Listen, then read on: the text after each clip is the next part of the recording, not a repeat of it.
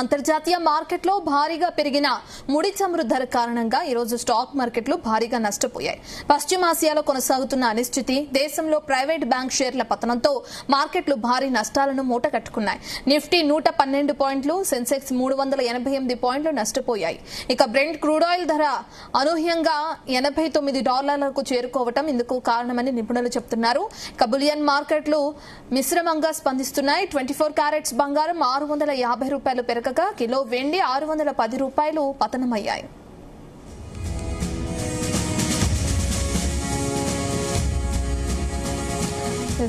ఇదే అంశానికి సంబంధించిన మరిన్ని డీటెయిల్స్ ని మనతో పాటు జీవి సత్యనారాయణ గారు మార్కెట్ ఎక్స్పర్ట్ ఉన్నారు, ఆయన అడిగి తెలుసుకుందాం. సత్యనారాయణ గారు నమస్తే అండి. నమస్తే రత్న. మార్కెట్ నష్టాల్లో కొనసాగడం మనం చూస్తున్నాం, క్రూడ్ ఆయిల్ ధరలు కూడా పెరుగుతున్నాయి, ఎలా చూడొచ్చు అంటారు సార్?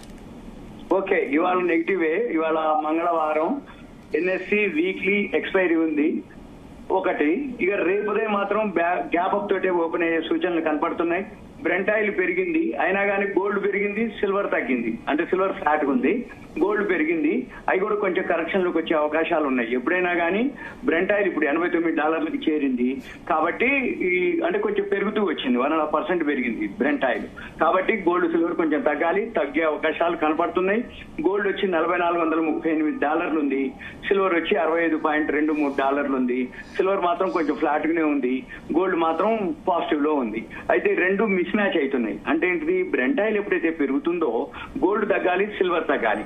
గోల్డ్ పెరిగింది, సిల్వర్ తగ్గింది, ఆ రెండు మిస్ మ్యాచ్ అవుతున్నాయి. ఆ మిస్ మ్యాచ్ అవి ఏదైతే అవుతుందో అవన్నీ కూడా ఎక్కడో ఒక దగ్గర ఈక్వల్ కావాలి. ఇకపోతే ఇవాళ మార్కెట్లు పడటానికి మెయిన్ రీజన్ ఏంటిది అంటే, ఏదైతే ఈ అనిశ్చిత పరిస్థితులు ఇంకా సెటిల్ కాలేదు, ఈ అనిశ్చిత పరిస్థితులతోటి మంగళవారం ఒకటి, వీక్లీ ఎక్స్పైరీ ఒకటి, వీటన్నిటితోటి మన మార్కెట్లు కొంచెం నెగిటివ్ లో క్లోజ్ అవడం జరిగింది. కానీ రేపు ఉదయం మాత్రం పాజిటివ్ లోనే ఓపెన్ అయ్యే అవకాశాలు కనపడుతున్నాయి. ఇక తర్వాత ఓవరాల్ గా ఏంటంటే మనకి పాజిటివ్ న్యూసే. ఈక్విటీ మ్యూచువల్ ఫండ్స్ లోకి అంటే కొంచెం తగ్గినాయి అన్నమాట జూలై మంత్ లో. తర్వాత ఎస్ఐపీలు మాత్రం ఇన్ఫ్లోస్ బాగా పెరగటం జరిగింది. మంత్ ఆన్ మంత్ చూస్తే 31,961 కోట్లకి రావటం జరిగింది జూలై మంత్. మళ్ళీ తర్వాత ఈ సెన్సెక్స్ నిన్న ఫాలు, ఇవాళ ఫాలు. దాన్ని పెద్ద నెగ్లిజెన్స్, ఎందుకంటే 5,000 కంపెనీలు రావాలి రిజల్ట్స్ ఫస్ట్ క్వార్టర్. ఒక 2,000 వరకే వచ్చినాయి, ఇంకా 3,000 కంపెనీలు రిజల్ట్స్ రావాలి. ఆల్రెడీ వచ్చినాయి ఉన్నాయి, బాగానే ఉన్నాయి. అవి సెక్టార్ వైజ్ పెరిగే అవకాశాలు ఉంటాయి, అవి గమనించాలి. మనము ఓవరాల్ గా మనం చూడవలసింది ఏంటిది అంటే, సింపుల్ గా ఏదైతే మార్కెట్ ఇంకా అంటే ఏంటిది, అమెరికాలో వ్యతిరేక నడుస్తుంది. అంటే ట్రంప్ యుద్ధం చేసే ఆలోచనలో లేరు అనేది, వాళ్ళ దగ్గర ఆయుధ నిల్వలు తగ్గిపోయినాయి అనేది ఒకటి. ఇరాన్ వాళ్ళు యుద్ధం ఆగిపోయారు, అమెరికా వాళ్ళు యుద్ధం ఆగిపోయారు. కాబట్టి ఇంకా అది న్యూట్రల్ గానే ఉంది, ఇంకా నిలకడగానే ఉంటుంది. దాన్ని సైడ్ వేస్ అంటాం. అయితే ఇవాళ మాత్రం ఈ $112 బిఎస్సి సెన్సెక్స్ వచ్చి 388 పాయింట్లు మైనస్, నిఫ్టీ 500 వచ్చి 62 పాయింట్లు మైనస్, బ్యాంక్ నిఫ్టీ వచ్చి 240 పాయింట్లు మైనస్. నిఫ్టీ ఐటీ మాత్రం పాజిటివ్ లో ఉంది. ఎప్పుడైనా కానీ షేర్ మార్కెట్ పెరిగినప్పుడు ఐటీ పడుతుంది, షేర్ మార్కెట్ పడ్డప్పుడు ఐటీ పెరుగుతుంది. ఇవాళ 191.71 పాయింట్లు ఐటీ పెరిగింది. నిఫ్టీ మిడ్ క్యాప్ మాత్రం న్యూట్రల్ ని 13 పాయింట్లు ప్లస్ లోనే క్లోజ్ అయింది. బిఎస్సి బ్యాంక్ నిఫ్టీ వచ్చి 256 పాయింట్లు మైనస్ లో, నిఫ్టీ 200 వచ్చి 46 పాయింట్లు మైనస్, నిఫ్టీ 100 వచ్చి 103 పాయింట్లు మైనస్, నిఫ్టీ స్మాల్ క్యాప్ వచ్చి 17 పాయింట్లు ప్లస్ లో, అంటే ఫ్లాట్ అన్నట్టు, పెద్ద లేదు అది. బిఎస్సి 500 వచ్చి 102 పాయింట్లు మైనస్ లో, బిఎస్సి 100 వచ్చి 95 పాయింట్లు మైనస్ లో. ఏవైతే ఎన్ఎస్సి 50 ఉంటాయో 13 ప్లస్ 37 మైనస్ లో ట్రేడ్ అవుతున్నాయి. ఇకపోతే ఈ బిఎస్సిలో ఏవైతే ఉన్నాయో టాప్ గెయినర్స్ గా చూస్తే ఇవాళ 30 కంపెనీల్లో 5 ప్లస్ లో ఉన్నాయి, 25 మైనస్ లో ట్రేడ్ అవటం జరిగింది. ఇవాళ టాప్ గెయినర్స్ అంటే ఎటర్నల్, ఇన్ఫోసిస్, అంటే ఐటీ కాబట్టి ఇన్ఫోసిస్ టాప్ గెయినర్ లో ఉంది. టైటాను గోల్డ్ ఎప్పుడైతే పెరిగిందో టైటాన్ పెరుగుతూ ఉంది, టైటాన్ ఒకటి పెరగడం జరిగింది ఇవాళ. తర్వాత హెచ్ఎల్ టెక్ ఒకటి బాగా పెరగడం జరిగింది ఐటీలో. ఇక తర్వాత టీసీఎస్, అంటే ఉన్న టాప్ గెయినర్స్ 30 కంపెనీల్లో 5 ఏవైతే ఉన్నాయో 3 ఇన్ఫోసిస్, హెచ్ఎల్ టెక్, టీసీఎస్, ఇవి పాజిటివ్ లో ఉండటం జరిగింది. రేపు ఉదయం కొంచెం ప్రాఫిట్ బుకింగ్ జరిగే అవకాశాలు ఉంటాయి. మళ్ళీ రేపు ఉదయం బుధవారం NSC weekly futures opening day, positive లోనే ఓపెన్ అయ్యే అవకాశాలు కనపడుతున్నాయి నాకు. ఇది ఒక సూచన మాత్రమే, ఇది నా అభిప్రాయం మాత్రమే. కానీ ఓవరాల్ గా మాత్రం మార్కెట్లోకి పాజిటివ్ న్యూసే, మార్కెట్లు గుడ్ న్యూసే ఉన్నాయి, పెద్దగా ఇబ్బంది ఏం లేదు.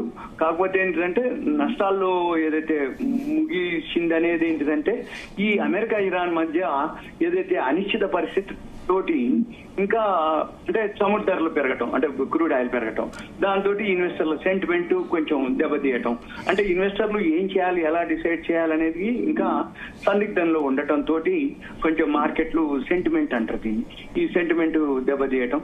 తర్వాత ఈ రియాలిటీ, ఎఫ్ఎంసీజీ, సిమెంట్ షేర్ లో సెల్లింగ్ ప్రెషర్ రావటం, దాంతో మార్కెట్లు సెల్లింగ్ ప్రెషర్లు అంటే డౌన్ లోకి రావడం జరిగింది.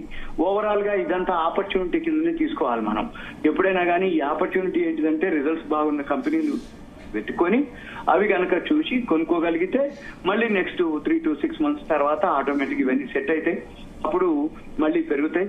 మాన్సూన్స్ ఏదైతే ఉందో మొన్నటి వరకు పాజిటివ్ అన్నారు, మళ్ళీ ఇప్పుడు మాన్సూన్స్ న్యూస్ లేవు. మళ్ళీ ఫర్టిలైజర్స్, పెస్టిసైడ్స్, ఏవైతే ఇథనాల్ ఒకటి ఉంది పెట్రోల్ డీజిల్ కలపడానికి, ఆ పెట్రోల్లో ఆ ఇథనాల్ కి సంబంధించిన ఏవైతే షేర్లు అవి కొంచెం పెరిగే అవకాశాలు కనపడుతున్నాయి. అవి నా సూచన, నా అభిప్రాయం.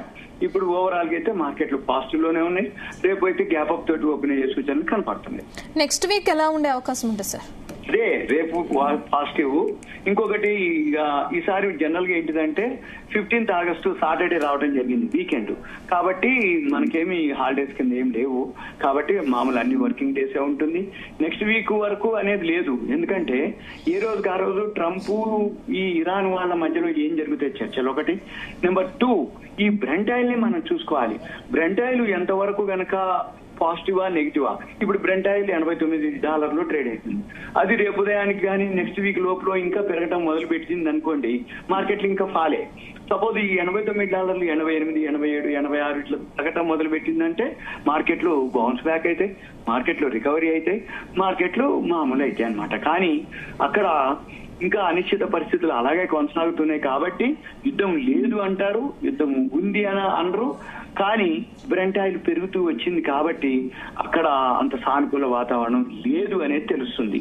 దాన్ని బట్టే మనము మార్కెట్లు అంటే బిహేవ్ చేస్తాయి. మార్కెట్లు అలానే ఫాలో అవుతాయి. బ్రెంట్ ఆయిల్ పెరుగుతూ వచ్చిందా మార్కెట్లు పడుతూ ఉంటాయి, బ్రెంట్ ఆయిల్ తగ్గుతూ వచ్చిందా మార్కెట్లు పెరుగుతూ ఉంటాయి. ఇది మనం గమనించాలి. ఇదే బేసిక్ గా, ఎందుకంటే రోజు ఏదో ఒక ఫీచర్స్ ఓపెనింగ్ డే ఉంటది, క్లోజింగ్ డే ఉంటది.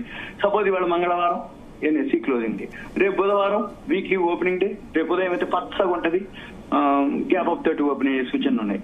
ఇప్పుడు మళ్ళీ వీటన్నిటితో కాకుండా ఇంకోటి ఈ సిఐఎస్ ఒకటి వచ్చింది అనమాట. ఈ సిఐఎస్ అనే న్యూస్ తోటి కూడా క్లోజింగ్ ఆక్షన్ సెషన్ అంటాం. ఈ క్లోజింగ్ ఆక్షన్ సెషన్ ఏదైతే ఉందో 3 తర్వాత ఈ ఫీచర్స్ అండ్ ఆప్షన్స్ అడ్జస్ట్మెంట్ ఉంటది.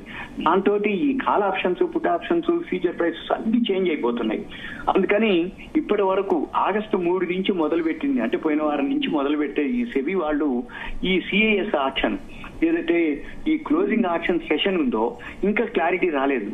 ఎవరైతే ట్రేడింగ్ చేస్తారో, ఆప్షన్స్ చేస్తారో, ఫ్యూచర్స్ చేస్తారో వాళ్ళు ఏదైతే గెస్ చేస్తారో వాళ్ళ ఎక్స్పెక్టేషన్స్ కి దానికి సంబంధం లేకుండా వర్తిస్తుంది అది ఆ సిఐఎస్ లో. అంటే అప్పటిదాకా బాగున్నాయి ఒక్కసారి నెగిటివ్ లోకి వెళ్ళిపోవటం, ఆ నెగిటివ్ లో ఉన్నాయన్నీ ఒక్కసారి 3 తర్వాత పాజిటివ్ లోకి వెళ్ళటం, వీళ్ళందరికీ నమ్మకం కుదరదు. వాళ్ళంతా జీర్ణించుకునే లోపల బిజినెస్ తగ్గిపోద్ది, వాల్యూమ్ తగ్గిపోతుంది, వాళ్ళ అకౌంట్లన్నీ వాష్ అవుట్లు అయిపోతాయి. ఆల్రెడీ అయిపోయినాయి, చాలా మంది దూరంగా ఉంటారు. కొన్నాళ్ల వరకు ఇదేదో అర్థమయ్యేంత వరకు, ఈ సిఐఎస్ గురించి అర్థమయ్యేంత వరకు మార్కెట్లు ఇలానే ఉండొచ్చు అనేది నా అభిప్రాయం. ఓకే, థ్యాంక్ యూ సత్యనారాయణ గారు.